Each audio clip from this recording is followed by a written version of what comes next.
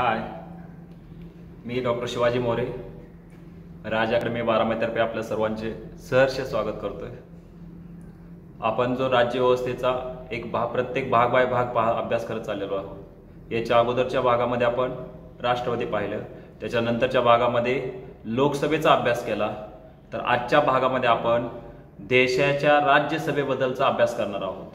त्यामुळे आजचा जो अभ्यासाचा आपला भाग असणार आहे देशाची राज्यसभा। कारण आपल्या सर्वांना माहिती आहे की आपल्या देशाची जी काही संसद आहे, संसद ही राष्ट्रपती, लोकसभा आणि राज्यसभेपासून तयार होत असते। देशाची संसद ही राष्ट्रपती,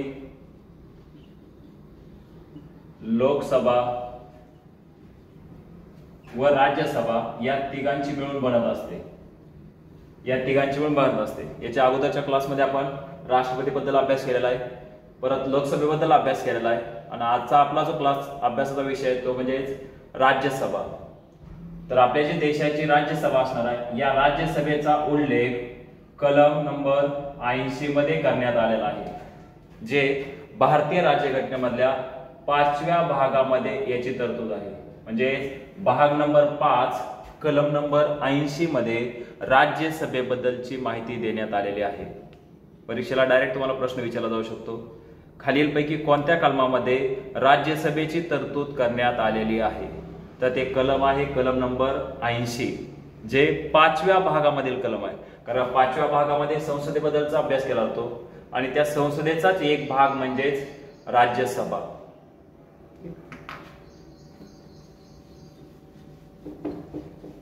तर ही जी राज्यसभा असते, राज्यसभेला आपल्या देशाचं आपण स्थायी सदन या नावाने ओळखतात।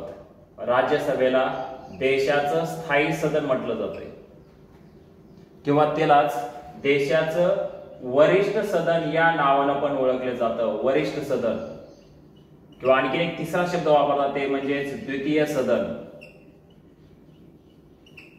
कारण याच्या अगोदरच्या क्लासमध्ये आपण पाहिलं की लोकसभेला आपल्या देशाचं अस्थायी सदन म्हणतात, तसं राज्यसभेला देशाचं स्थायी सदन म्हटलं जाते।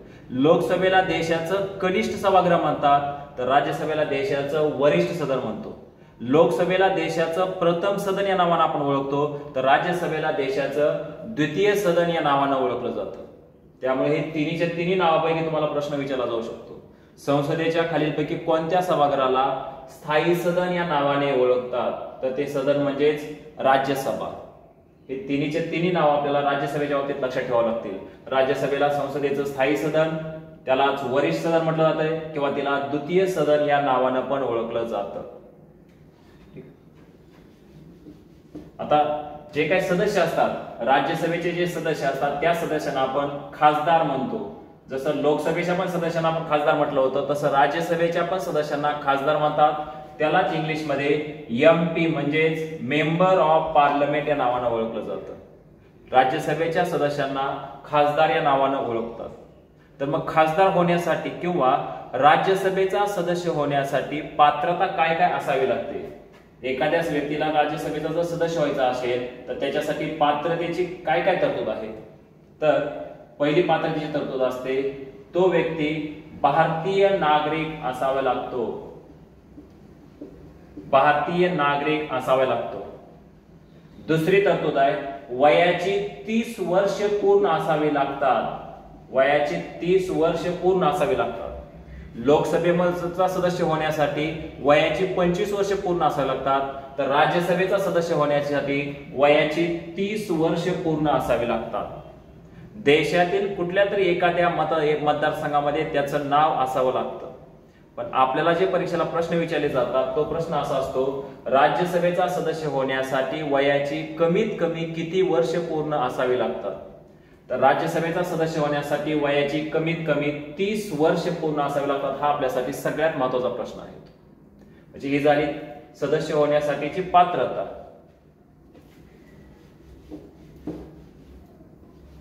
त्यानंतर राज्यसभेची सदस्य संख्या, आपली जी राज्यसभा आहे त्या राज्यसभेची सदस्य संख्या किती आहे? राज्यसभेची सदस्य संख्या भारतीय राज्यघटनेनुसार आपल्या राज्यसभेची सदस्य संख्या कमाल 250 ठरवण्यात आलेले आहे. कमाल 250 आहे, म्हणजे जास्तीत जास्त 250 सदस्याची निवड राज्यसभेवर केली जाऊ शकते. पण सध्या जे आपल्या राज्यसभा अस्तित्वात असतात त्या राज्यसभेमध्ये 245 सदस्य निवडले जातात. या 245 सदस्यांपैकी 233 सदस्य वेगवेगळ्या घटक राज्य व केंद्रशासित प्रदेशामधून, घटक राज्य प्लस केंद्रशासित प्रदेश, जे काय आपल्याकडे घटक राज्य आणि केंद्रशासित प्रदेश आहेत त्या केंद्रशासित प्रदेश आणि घटक राज्यामधून 233 सदस्य निवडले जातात. तर 12 सदस्य हे राष्ट्रपतीद्वारे नामनिर्देशित केले जातात. म्हणजेच राज्यसभेवर राष्ट्रपतीद्वारे 12 सदस्याची नामनिर्देशित सदस्य म्हणून राष्ट्रपतीद्वारे नामनिर्देशित सदस्य म्हणून निवड केली जाते.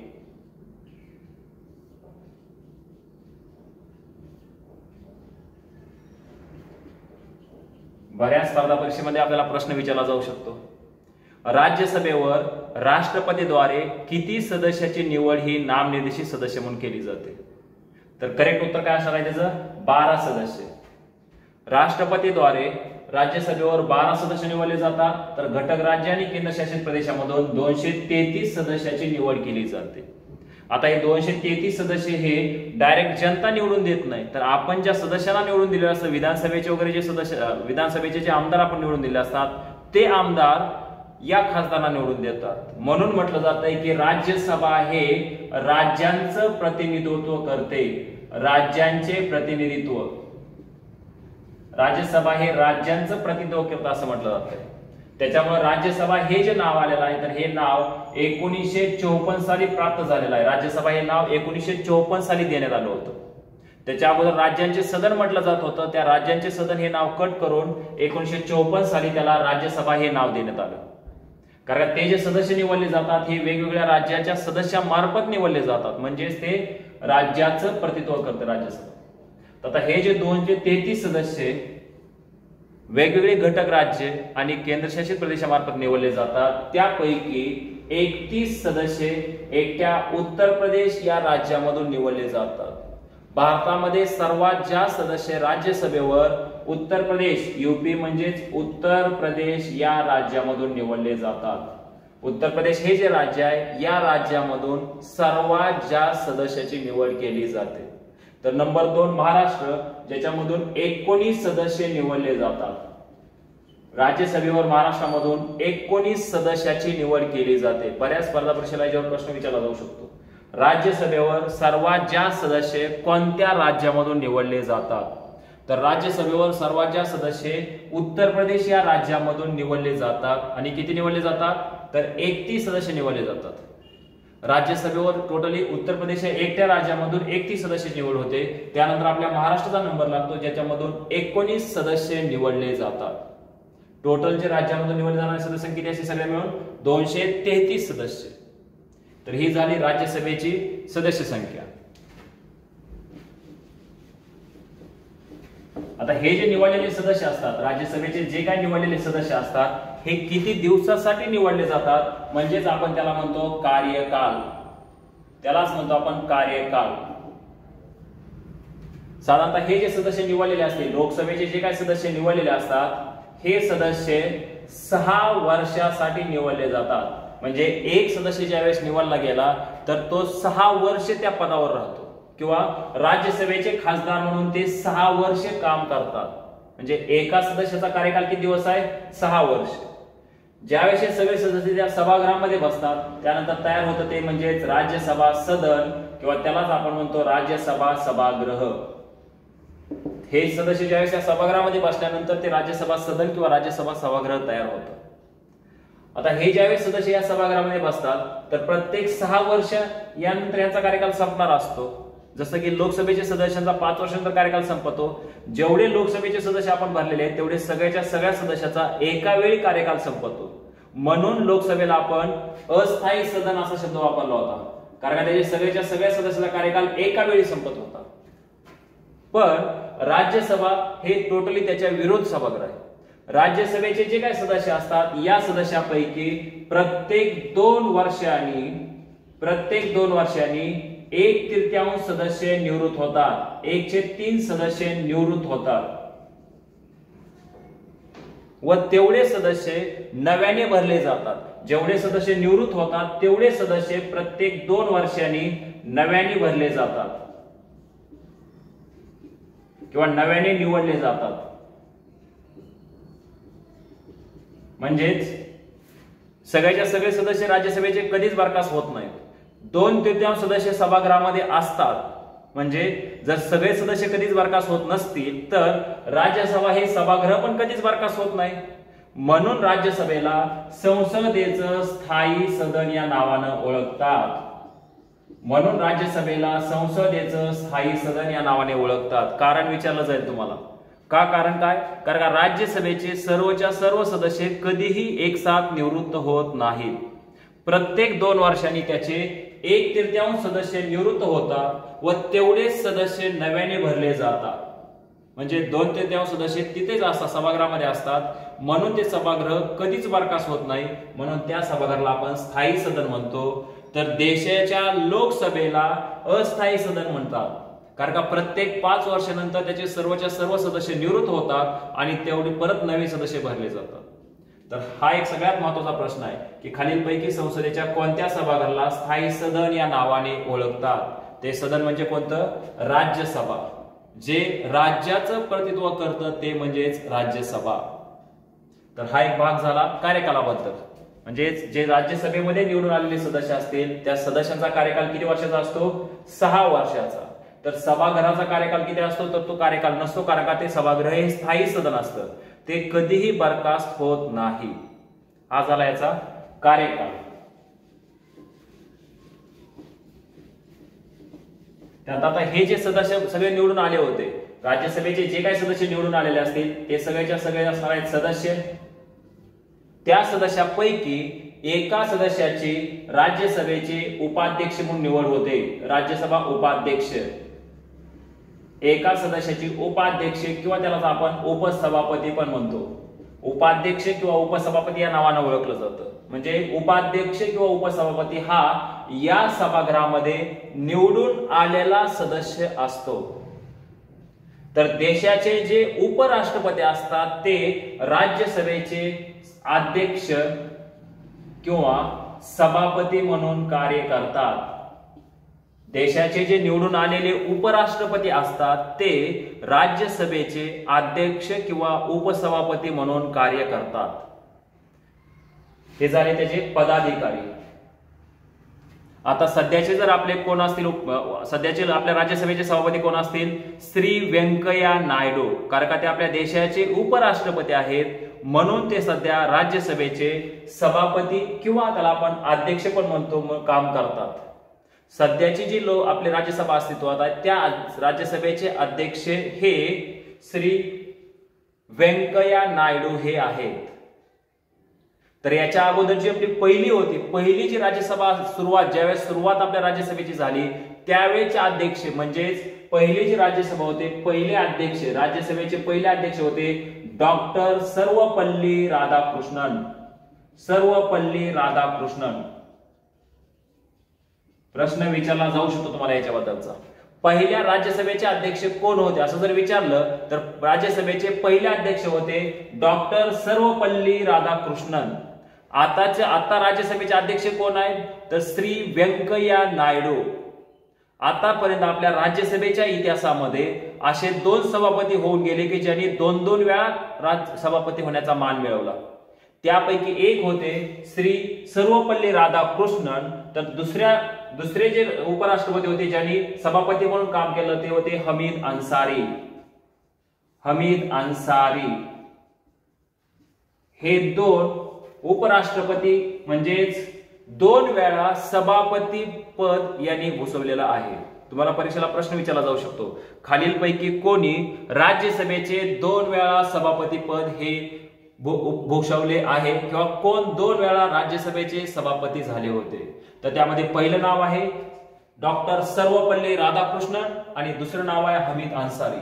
हे 2 वेळा राज्यसभेचे सभापती म्हणून कार्य केलेलं आहे या दोघांनी. म्हणजे पहिली जी आपली राज्यसभा होती त्या राज्यसभेचे अध्यक्ष होते डॉक्टर सर्वपल्ली राधाकृष्णन आताची जी राज्यसभा, या राज्यसभेचे अध्यक्ष आहेत श्री व्यंकय्या नायडू. राज्यसभेचे नाव तर लक्षात आले तुमच्या? ठीक आहे. नेक्स्ट, आता जे काही राज्यसभेवर निवडून आलेले सदस्य असतील, या सदस्यांना आपला कार्यकाल पूर्ण करायचा नाहीये, त्यांना त्याच्या अगोदरच जर राजीनामा द्यायचा असेल तर हे जे निवडून आलेले सदस्य असतात ते आपला राजीनामा सभापतीकडे म्हणजेच देशाच्या उपराष्ट्रपतीकडे देतात. राजीनामा, पुढचा जो पॉइंट असणार आहे आपला तो राजीनामा असणार आहे. जे काय राज्यसभेचे निवडून आलेले सदस्य असतील ते आपला राजीनामा राज्यसभेच्या सभापतीकडे देतात. म्हणून मी इथं लिहितो ते पण, जे काही सदस्य निवडून आलेले सदस्य असतील ते आपला राजीनामा सभापती, कोणते सभापती हे, तर राज्यसभेच्या सभापतीकडे देतात. जे राज्यसभेचे उपसभापती असतात, राज्यसभेचे जे उपसभापती असतात ते आपला राजीनामा सभापतीकडेच देतात. म्हणजे राज्यसभेचे उपसभापती पण आपला राजीनामा सभापतीकडे देतील. तर हे जे देशाचे सभापती असतात, राज्यसभेचे सभापती असतात, ते आपला राजीनामा राष्ट्रपतीकडे देतात. कारण ते स्वतः उपराष्ट्रपती असतात आणि ते उपराष्ट्रपती म्हणून राजीनामा देतात. मग ऑटोमॅटिक उपराष्ट्रपती म्हणून ते राजीनामा कोणाकडे देतील? राष्ट्रपतीकडे. म्हणजेच जे राज्यसभेचे सभापती असतात ते आपला राजीनामा राष्ट्रपतीकडे देतात. याच्याबद्दल एक प्रश्न विचारला जाऊ शकतो तुम्हाला. या राजीनामा या पॉइंट बद्दल एक प्रश्न असणार आहे. काय ना काहीतरी प्रश्न तुम्हाला या राजीनामा या पॉइंटवर विचारला जाऊ शकतो की राज्यसभेचे सदस्य आपला राजीनामा राज्यसभेच्या सभापतीकडे देतात. राज्यसभेचे उपसभापती आपला राजीनामा राज्यसभेच्या सभापतीकडे देतात. तर जे राज्यसभेचे सभापती असतात ते आपला राजीनामा देशांच्या राष्ट्रपतीकडे देतात. सध्या आपल्या देशाचे राष्ट्रपती कोण आहेत? श्री रामनाथजी कोविंद. आणि उपराष्ट्रपती कोण आहेत? श्री व्यंकय्या नायडू. जे उपराष्ट्रपती असतात ते स्वतः राज्यसभेचे सभापती म्हणून कार्य करतात. तर हे झालं राजीनामा सत्र. राजीनाम्याबद्दल तुम्हाला प्रश्न विचारला जाऊ शकतो. क्लिअर झालाय? सदस्य आपला राजीनामा सभापतीकडे देतात, उपसभापती आपला राजीनामा सभापतीकडे देतात, तर जे पदसिद्ध सभापती असतात ते आपला राजीनामा देशांच्या राष्ट्रपतीकडे देतात. ठीक.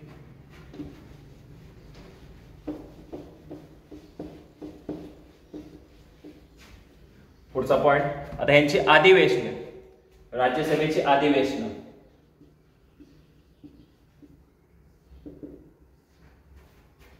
हे जे राज्यसभा, हे जे सदन तयार झालेलं आहे याची वर्षातून 2 वेळा अधिवेशन होत असतात. म्हणजे कमीत कमी, त्याला आपण मराठीमध्ये म्हणतो किमान, राज्यसभेची किमान 2 अधिवेशनं व्हावी लागतात.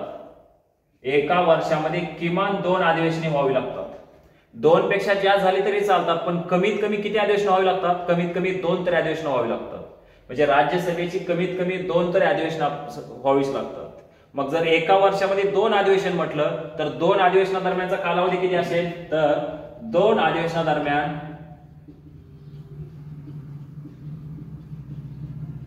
जास्तीत जास्त म्हणजे कमाल कालावधी 6 महिने. कमाल म्हणजे जास्तीत जास्त कालावधी 6 महिने असू शकतो. याचाच अर्थ प्रत्येक 6 महिन्याला एक अधिवेशन व्हावंच लागतं. पहिल्या 6 महिन्यामध्ये एक अधिवेशन, दुसऱ्या 6 महिन्यामध्ये अधिवेशन, अशी 2 अधिवेशन होतात. आता ही जी अधिवेशन असतात, हे अधिवेशन बोलवायचा अधिकार कोणाला असतो? तर तो अधिवेशन बोलवण्याचा अधिकार हा देशाच्या राष्ट्रपतींना असतो. अधिवेशन संपलं, त्याला म्हणतो आपण सत्र समाप्ती, हा पण करण्याचा अधिकार देशांच्या राष्ट्रपतींनाच असतो.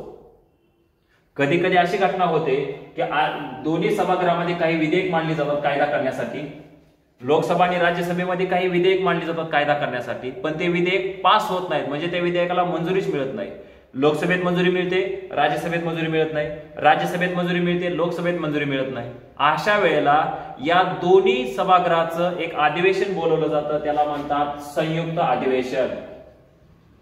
संयुक्त अधिवेशन दोन्ही सभागृहाचं म्हणजे लोकसभा आणि राज्यसभेचं एकत्रित अधिवेशन म्हणजे त्याला म्हणतो आपण संयुक्त अधिवेशन.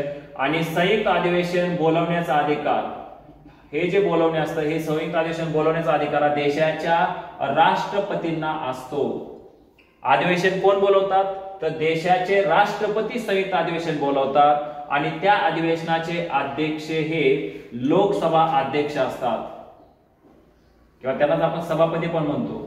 जे काय पदसिद्ध त्यावेळेच्या लोकसभेचे जे आता जसं की आता जे आपली लोकसभा, या लोकसभेचे अध्यक्ष कोण आहेत? श्री ओम बिर्ला हे लोकसभेचे अध्यक्ष आहेत. समजा जर मग आता दोन्ही सभागृहाचं अधिवेशन एकत्रित बोलवलं, मग या अधिवेशनाचे अध्यक्ष कोण असणार आहेत? श्री ओम बिर्ला हे त्या अधिवेशनाचे अध्यक्ष असतील. ते अधिवेशन कोण बोलवू शकतं? तर आपल्या देशाचे जे राष्ट्रपती असतात ते राष्ट्रपती ते अधिवेशन बोलवू शकतात.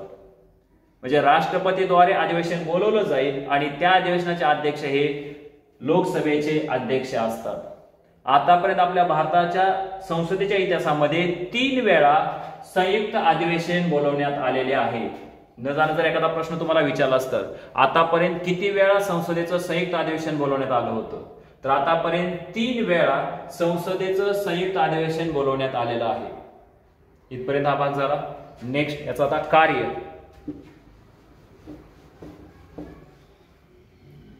जे काही विधेयक मांडले जातात त्या विधेयकापैकी एक विधेयक असतं धन विधेयक, जे एक वित्त विधेयकाचा प्रकार आहे किंवा ज्याच्यामध्ये पैशाबाबतीची तरतूद असते, अशा विधेयकाला धन विधेयक म्हणतात. तर हे जे विधेयक आहे हे विधेयक राष्ट्रपतीच्या पूर्व परवानगीनंच मांडलं जातं आणि ते विधेयक लोकसभेतच मांडलं जातं. हे विधेयक मांडण्यासाठी कुठं मांडलं जातंय? राष्ट्रपतीच्या पूर्व परवानगीने. राष्ट्रपतीच्या परवानगीने ते विधेयक कंपल्सरी कुठं मांडलं जातंय? ते विधेयक लोकसभेतच मांडलं जातं. लोकसभेतच प्रथम मांडावं लागतं. ज्यावेळेस ते विधेयक लोकसभेमध्ये मंजूर होतं तिथून ते विधेयक राज्यसभेकडे येतं. तर याच्यावर आपल्याला जो प्रश्न विचारला जाऊ शकतो तो प्रश्न असा असणार आहे, धन विधेयकाला राज्यसभा जास्तीत जास्त 14 दिवस विलंब लावू शकते.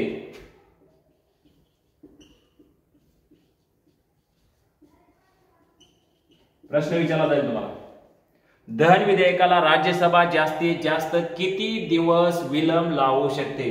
तर राज्यसभा जास्तीत जास्त धन विधेयकाला 14 दिवस विलंब लावू शकते. 14 दिवसापेक्षा जास्त दिवस जर राज्यसभेने विलंब लावला तर ते त्यांना मंजूर आहे असं म्हटलं जातं आणि ते देशांच्या राष्ट्रपतीकडे सादर केलं जातं. म्हणजेच धन विधेयक कोणाच्या परवानगीने मांडलं जाईल? तर ते राष्ट्रपतीच्या परवानगीने मांडलं जाईल. धन विधेयक प्रथम कुठं मांडलं जातं? ते लोकसभेमध्ये मांडलं जातं. धन विधेयक राज्यसभा जास्तीत जास्त किती दिवस लेट करू शकते? तर ते जास्तीत जास्त 14 दिवस लेट करू शकते. तर इथपर्यंतचा हा जो सगळा भाग आपण आता पाहिला हा राज्यसभेबद्दलचा भाग आताचा. लोकसभा झाले, राज्यसभा झालं आणि पहिल्या लेक्चरमध्ये आपलं राष्ट्रपती पण झालेलं आहे.